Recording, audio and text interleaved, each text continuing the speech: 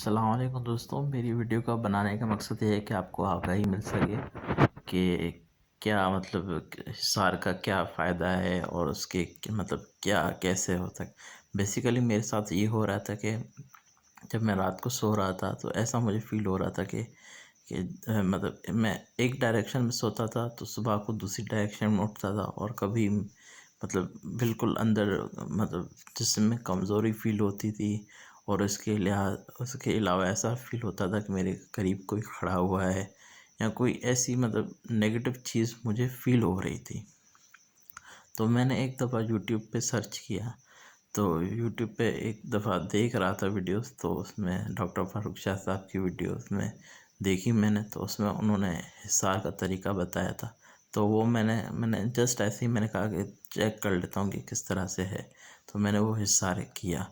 तो उससे मुझे काफ़ी फ़ायदा हुआ, उस रात को काफ़ी मतलब फ़ायदा हुआ,